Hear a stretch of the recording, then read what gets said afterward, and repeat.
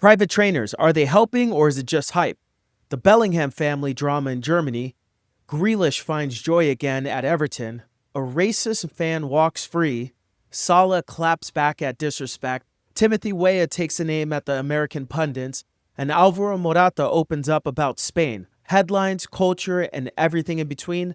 This is Soccer, etc. I'm your host, Tristan Bowen, the first homegrown player in MLS history. And I'm joined by my co-host, my brother, Travis Bowen, a former professional soccer player with over a decade of playing experience. Travis, welcome officially. First episode we're doing together. I'm happy to welcome, be here. bro. Wouldn't rather be anywhere in the world, baby.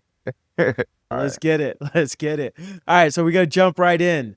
Are private trainers pushing footballers to a new level, or are they pushing them too far? And here's some context. There was a recent article written by Adam Crafton in The Athletic where he explored the growing trend of players like Anthony Elanga, Trent Alexander-Arnold, Lauren James, working with private trainers outside of their clubs. And he says that some of the clubs are worried about injuries and accountability, while trainers argue that it helps with longevity and resilience, pointing to LeBron James and Cristiano Ronaldo. What do you think about The that? game has changed so much, but at the same time, it hasn't changed. I can say even for me in my career, even before you ended up being a pro player, you were either training privately with yourselves or you were training with somebody. No one just gets super good only training with a team. On some rare occasions, that does happen, but a lot of times you're working on your own as well. I think now things have changed where now it's being filmed and people can see it, but this was something that was going on all the time. People were always training with their trainer, whether it was their uncle, their brother, but there was always somebody working with you to make sure you were able to step your game up. But I think the only difference now, like I said, it's being filmed and maybe it rubs the clubs the wrong way because they're like, what if they get injured or the quality of the field? But this is something that's been happening forever, in my opinion. No, So you I don't think think it's a big deal? you can't only depend on the club to make sure that you're getting your training. For me specifically as a striker, you barely work on shooting and training. A lot of times you need to get those extra reps, whether it's with a trainer or on your own. So I think it's something that's important and that it's something that's kept close to players where they can still work on their game in the offseason, or let's say they're cut or they're coming back from injury, where someone can specifically focus on you. Well, here's the thing. So what the argument is that a lot of these trainers, they're not really they're trainers. They call themselves trainers, but they're not Okay. really trainers, right? Like what sort of education or licenses do they have? Do they have liability insurance? That's a big thing, right? Like if you get you see these EPL players that are traveling and they're training with people, these guys are worth hundreds of millions of dollars. If they get injured because they're overloaded or whatever with a personal trainer, there's no sort of protections for the clubs. The players are just they're injured, which is obviously problematic because they're an asset. So, I personally think that at the bare minimum, they need to have some sort of liability insurance. And secondly, I think that people need to understand that, some of these trainers, or not, I wouldn't say people need to understand. I would say that since parents, youth soccer parents are starting to see that these professional players are working with trainers, they want to get their kids in with trainers. And what they're not realizing is that not every trainer is This is created true. equal, right? Like some of these people, I give them credit. They're running a business and they're doing a phenomenal job of marketing their business, right? At some of these drills, they look great on camera, right? They're engaging, they get a lot of views and things like that. But when you look at it, there's not a lot of substance to what they're doing. There's a lot of rah, rah, rah, this, that, but, da, da, da, da, and it's not really game applicable, right? Like it doesn't translate well to the game. You know what I mean? So I think it's a slippery slope. I would love to see maybe there's some sort of some sort of For what's like the a word I'm looking partnership, a for? Some sort of connection, have some type of understanding between the club and the trainer. there should be that, obviously, right? Like I think that just by the nature of having certain coaching licenses, right? Like I have my B license, and after going and getting my B, you learn about periodization, you learn about different things that we subconsciously know because we played at a professional level. So we know you can't play on Saturday and Sunday and then make sure that your workload is the exact same. Like you have All to right. taper off. Everything fluctuates. So there's a certain level of education that you need to have in order to ensure that the player's safe. So I guess what I'm saying is there Mhm. needs to be a standard. And who's going to go out and manage or enforce that standard But it also comes back to, I think it's ultimately up to the player. Players should know best about what their body needs. But I think that this has become big business. I'm going to say I have a soccer training business. I like to think I do it the right way. But at the same time, I think there needs to be some sort of standard across the board. So that way, parents aren't getting duped. And most importantly, players that play at high levels, Yeah, no, they're I protected. definitely agree. I think there probably has to be a common ground, but I don't think, in my opinion, that it's ever going to stop. I think you also have to respect that these clubs are big entities and they end up getting these players as really good players, but how do you think they got there? They were doing these things before you found them. A lot of times players are going to feel like, yo, this is what I need to make sure I stay in my element. But it's a good discussion to be had. But I think it also depends on team by team, player by player, and overall situation by overall situation. I'm at Dortmund. So a recent piece from The Sun reported that Jobe Bellingham's parents tried to confront the Dortmund manager, Niko Kovac, after their son was subbed off at halftime in a 3-3 draw against St. Pauli in the opening fixture of the Bundesliga. His dad, who also advises him, led the confrontation. I mean, for me, this is where it gets confusing. Like I'll be the first to say, now as a father of two kids, you cannot convince me that I won't be heavily involved in my kids' sporting adventures. I think that I love seeing his parents involved in their children's lives, first and foremost. Secondly, in their sporting endeavors. That's amazing, right? But it gets tricky here because he's his dad, but he's also his advisor, right? And we know, like in a professional environment, like say for instance, when I was playing with the LA Galaxy, you walk through this tunnel, and along this tunnel, you have fans, you have friends, you have families, you have agents, you have anybody who has access to players, whether you're paying for it or you know them directly. Right. You know them directly, like you're there, right? So it's not uncommon. I don't know what the setup is like at Dortmund. I obviously You know if the game was at St. Pauli or if okay, because I've been to St. Pauli Stadium because I remember Fafa was playing there and I went to a game with him. Yeah, okay. Yeah, but like you have access, right? Like that's just the reality of the situation. But despite that, I can't imagine as a father, as an advisor, as a personal coach, as an agent, I'm not going to talk to the coach after the game. Like that's not the, I don't want to say the right way to do that, but that's just not the way anybody has grown accustomed to seeing. Like you set up a call, you set up a meeting, you have discussions. Hey, what's going on? Blah, blah, blah. And also it's the first game of the season. I think this is premature, and it kind of gives me a feeling of entitlement. I don't know what sort of discussions they've had prior to Joe joining Dortmund, but it's just not a good look. I definitely get you. I think sometimes in moments people have to read the situation and be like, okay, tempers are hot. The game just ended. Also, the other thing is with him being his dad and also Jude being connected and that they've got the club a lot of money because he went to Real Madrid and got a big thing. You can't feel entitled, I can give input like that. But also, too, I've been a player sometimes where, let's say, I'm assuming that they were down at half or things weren't really bad. And I'm like, we all played bad. Why you take me off?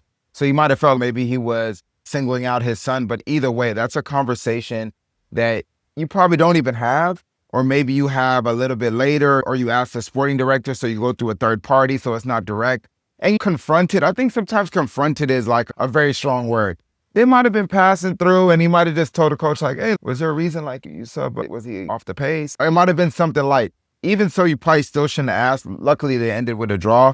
But a lot of times people are probably envisioning the mom came up with the dad and they was wilding and yo, why you take him off? Like maybe it was just a small conversation and people use the word confronted. But at the same time, that probably wouldn't have been the time to do it. And it's only the first game of the season. But I could also understand that if the whole team is playing trash and then you take me off at half, or you saying it's my fault, I think that's the part. But you don't approach the coach, maybe the sporting director, and be like, hey, just pick his brain about why maybe took Jobe off. I don't know, whatever it may be. Maybe.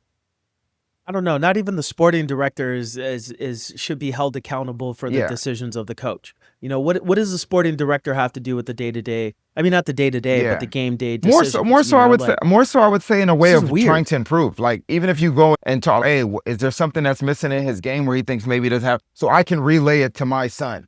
But I don't think you don't approach the coach. Obviously, we know it. Even if you're a player, you don't approach the coach. Not after the game. Everything is still too hot, still too new. You maybe wait for some time and see if this is a trend, and then maybe you have a conversation. But yeah, and as we know, there might be some stuff going on behind doors that we don't really know about. You know what I'm saying? Yeah. That's true.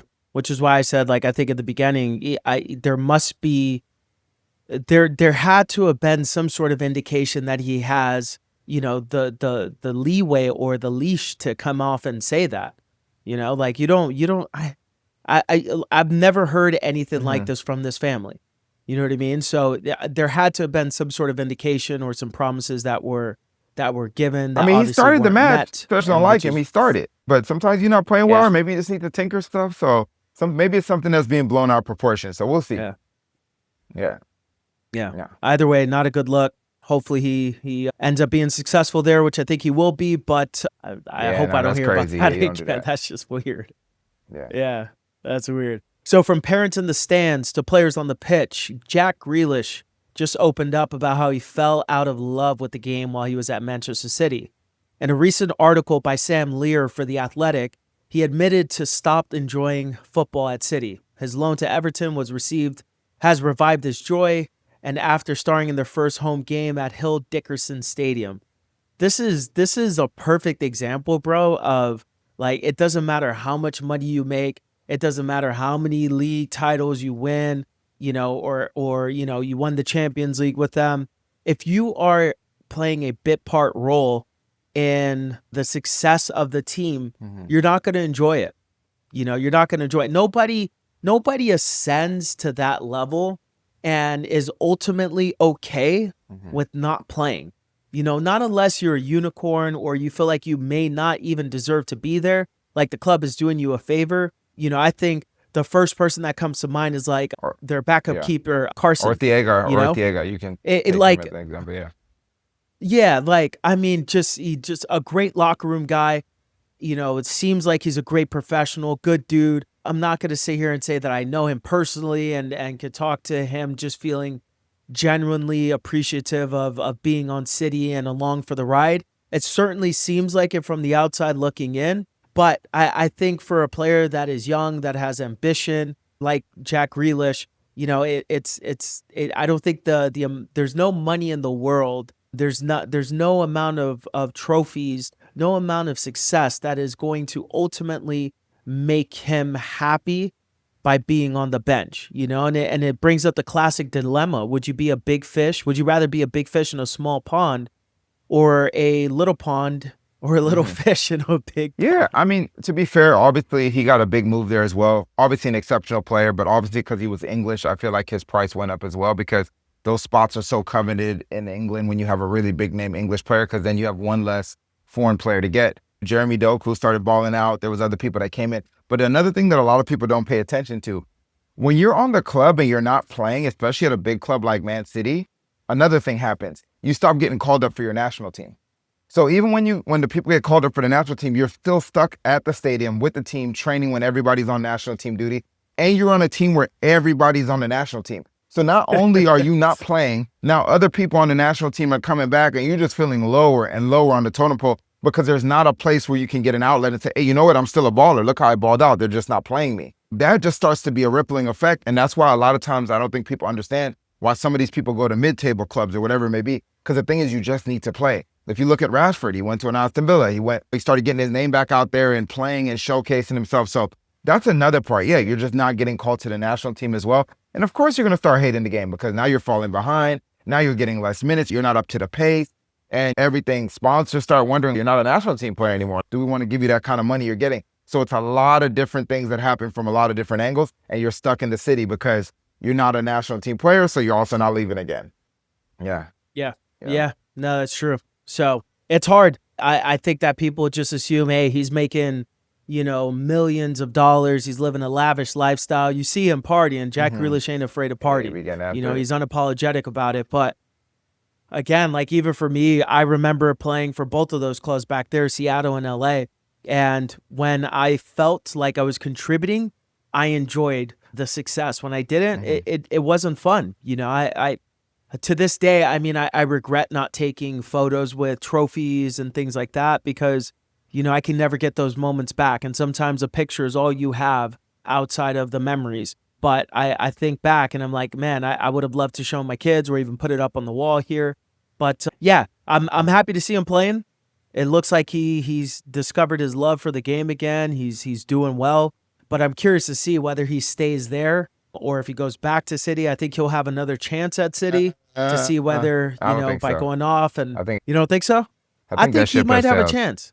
I think he might have a chance because sometimes when you go somewhere, you're doing well, you get to come back, the team looks different, you may fit in differently. And that also begs the question, is Pep going to be there next Yeah, year? I think You that know? ship has sailed. I don't But know. we'll see how the cookie crumbles. Yeah. Yeah. All right. So from a player rediscovering joy to a story that shows how much further we got to go, let's talk about Iñaki Williams and the disappointing verdict in Spain. So to give you guys some context, a fan recently avoided jail after racially abusing Iñaki Williams in 2020. Mind you, we're in 2025, and this was just adjudicated on.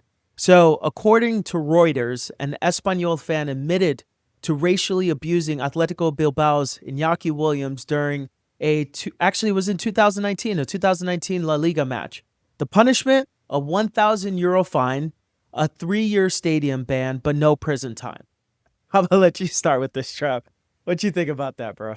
It's crazy that in this day and age that we're still dealing with stuff like this, especially Iñaki. He's not a national team player for Spain, but he grew up in Spain. He's Spanish as well. You get what I'm saying?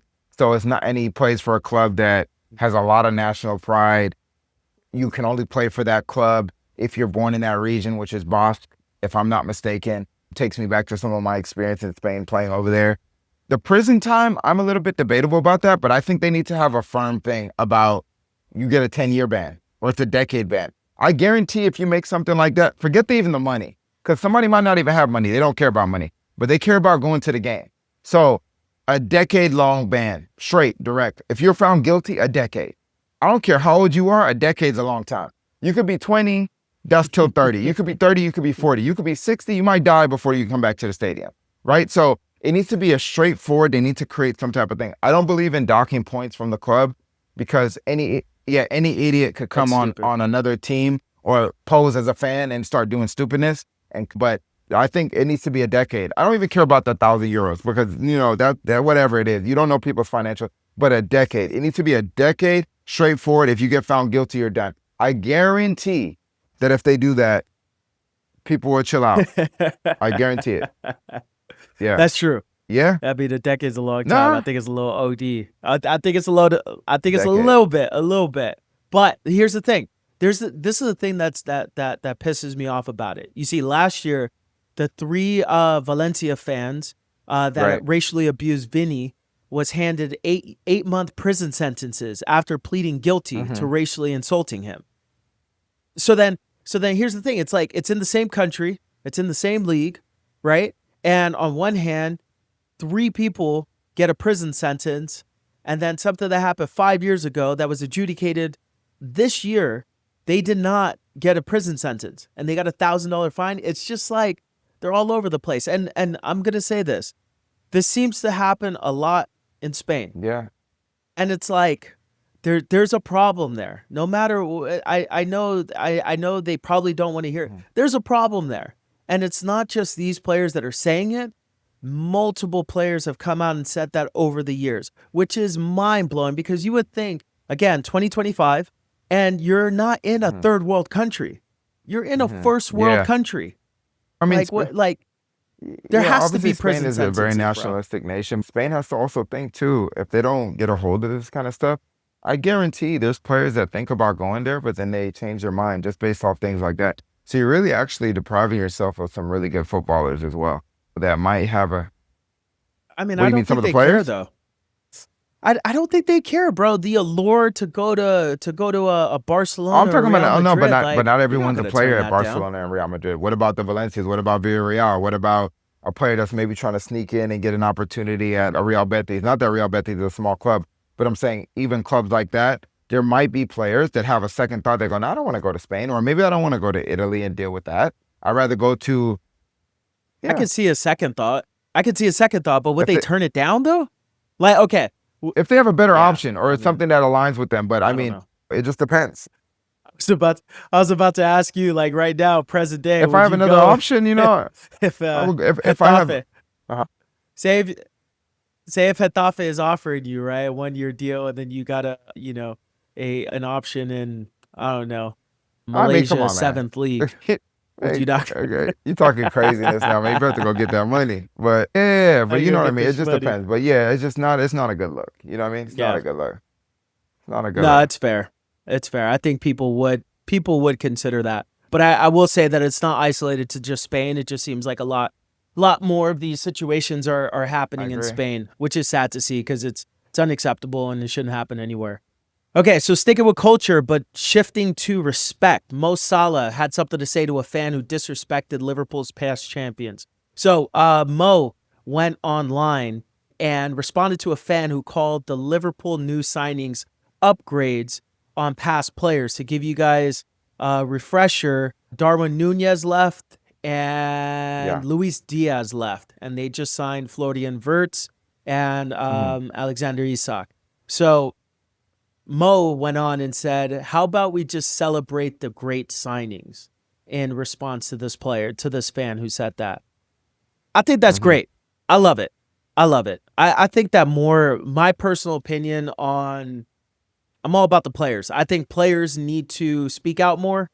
I think I love seeing players coming out and supporting each other, because look, the reality is very few people will ever understand it. I know I didn't make it to the Premier League. I didn't play for my senior national team, but I understand the pressure that comes with being, under public scrutiny, albeit it's in the MLS and youth national teams. Like there's pressure there that most people cannot comprehend or would even remotely understand or be able to manage, right? So the fact that somebody can beat the odds to play professionally, to play in one of the best leagues in the world, in my opinion, the best league in the world, to play for the Premier League champions and contribute to the team, not just be on the team, not just be rostered, to contribute to the team, right?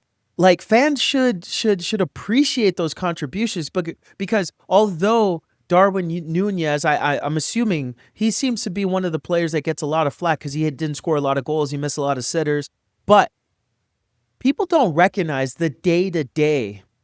Every player is important. I remember when I was a player and they used to say, "Oh, the player at the bottom of the roster is arguably the most important." I was like, man, get out of here. It's actually true because those players that aren't playing are the ones that help prepare the starting 11. The maybe now it's 5 players that get in. So the 16 players that are consistently playing, weekly.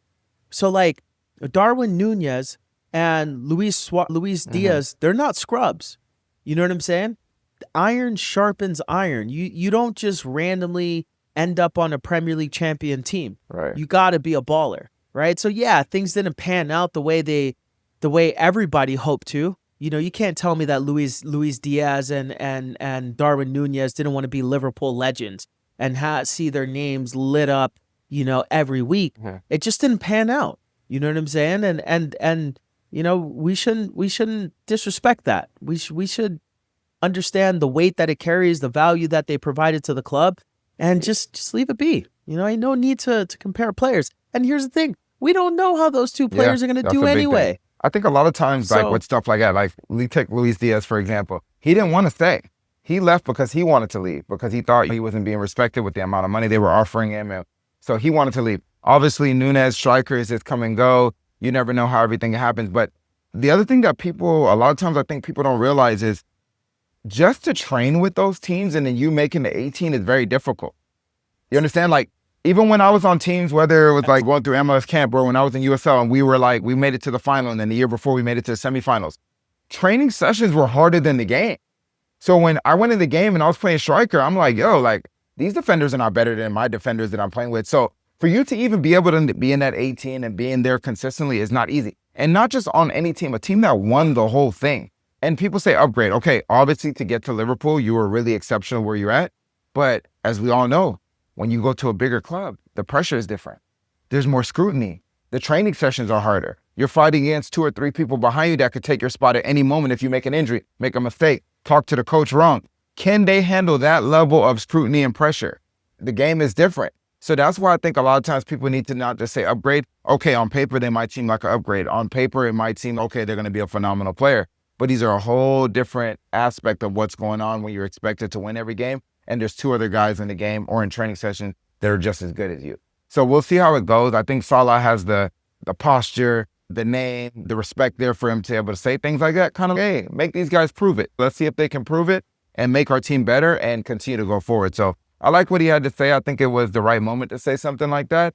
And yeah, respect to the guys that did leave. They leave as champions forever. You can never take that from them. Yeah. Facts. Yeah. Never. Speaking of players finding their voice, Timothy Weah doubled down on his comments about American pundits. Trav, let's unpack that one, man.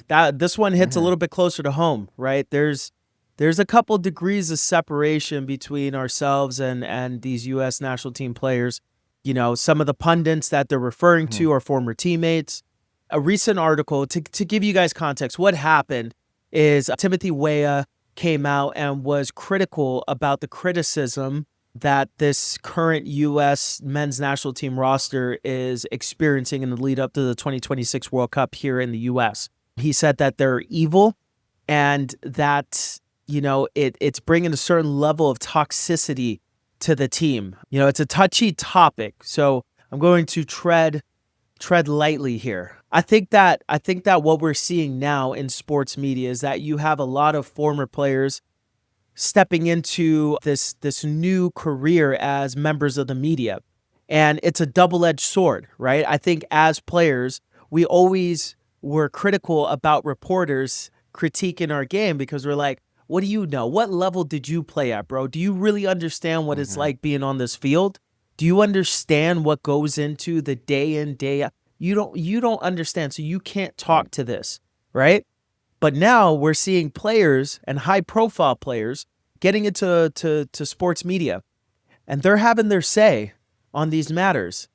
And I think it's problematic because these people are still involved in the game at some capacity. They're showing face. They're around these players.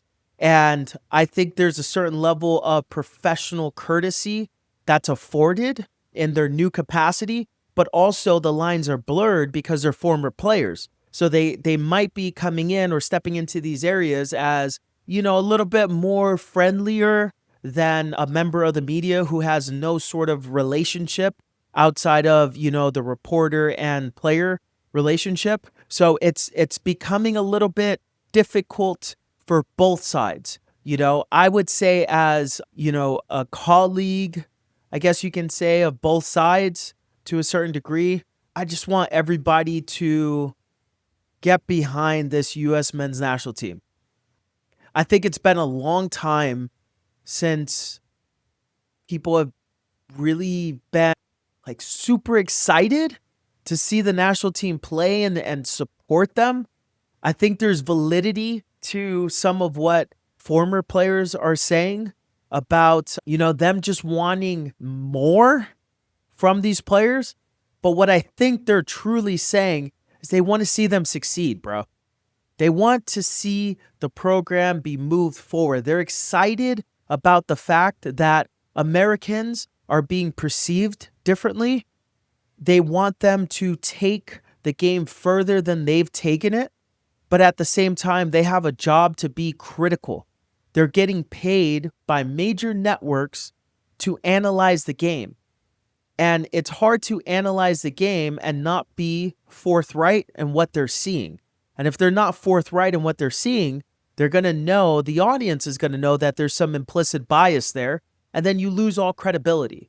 So there's a catch-22 here. So where do you find the balance? For me, I think the balance is making sure that you are sharing both sides of it, right? Be critical, but also maybe balance that by showing or giving the average person insight into what the pressures are like, and ultimately wrapping it up by being supportive, you know, and being encouraging. You can't leave room to interpretation, because if you do that, that's where assumptions are made. And I think ultimately that's where the problem lies. And we're seeing it not only in soccer, we're seeing it in football with Cam Newton and Jalen Hurts. This is not a slippery slope, but it's a hard thing to navigate. And I think these guys are the pioneers, and they're trying to figure it out as they go. But I just want to see these folks get along, and I want this U.S. men's national team to go into the World Cup, achieve an unthinkable amount of success, and help grow the game Yeah, from here I on think out. it's two sides. Like, I'm not really concerned with everybody getting along because I don't think even when you play with everyone, you get along with them. I think there has to be a certain level of respect. But this is the most I've ever seen ever with the national team, where there's been this much like controversy about people talking and saying things. And it reminds me of Brazil. It reminds me of Argentina. It reminds me of all these other countries where there's a lot of pressure. And why is there a lot of pressure? Because you're making more money than you've ever made before. These people are playing at bigger clubs, so the expectation is higher. And I think there also needs to be an understanding from the players that there's a higher expectation for you now. But then also from the pundits, understanding that you can give your input, but in a respectful way. You know what I mean? It doesn't mean you have to be like, oh yeah, this person played. If they didn't play good, they didn't play good. And if they played well, you said it, they played well. But I don't have a problem with it. I think that there needs to be a certain level of pressure. I think there needs to have to be a certain level of accountability. This is the first time I think in a really long time where the national team is not good enough just to play and win. We didn't play well or anything like that. But this is what happens in other countries. And if we have to go through these growing pains a little bit to get us to the point where we're like those other countries, that they're actually winning something and they're actually going after it, then I'm all for it. But the main thing is that there's a certain level of respect. And I think you came down to something really good at the end of the day.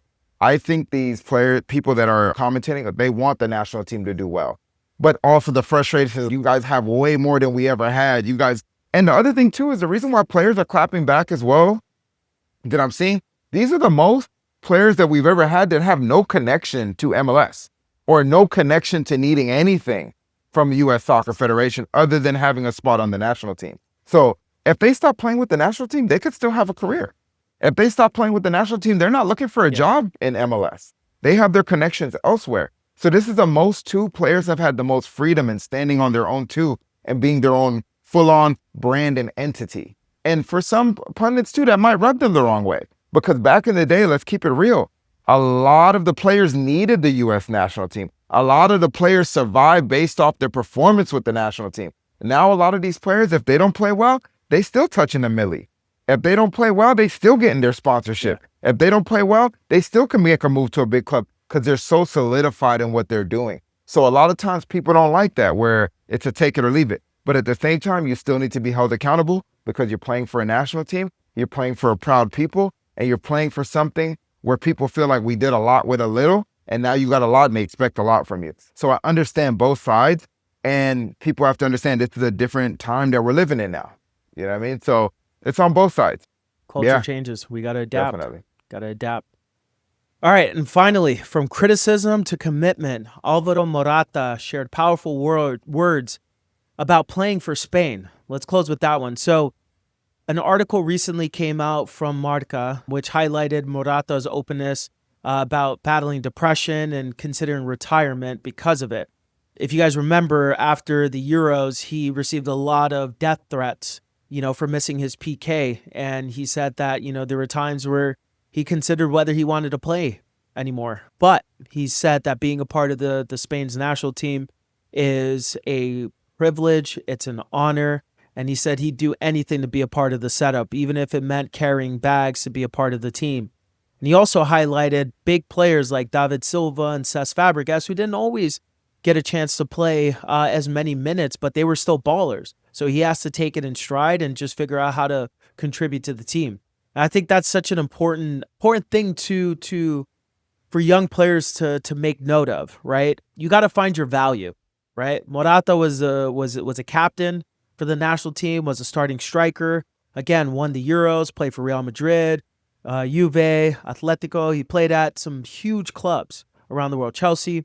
And at some point or another, you're not going to be the player you once were. And you have to figure out how to provide value, right? I think he's moving to a stage in his career where his value is his leadership, where his value is his wisdom from being around the national team setup for such a long time and playing on the biggest stages in the world.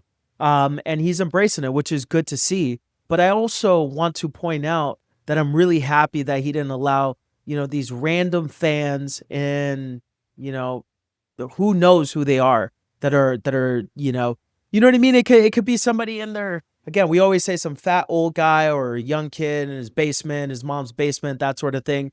But, again, it's a death threat is not to be taken lightly. But I'm glad that he did not, obviously hurt himself or step away from the game because of that. All right, well, that brings the show to an end. This is the first one me and Travis are doing together. It's going to get better. We're going to grow. We're going to improve. I hope you enjoy this one. Make sure you guys like, subscribe, tune in, share it, do everything that YouTubers say you should do if you want this to continue growing and for us to be around. Anyways, peace and love. See you guys next time.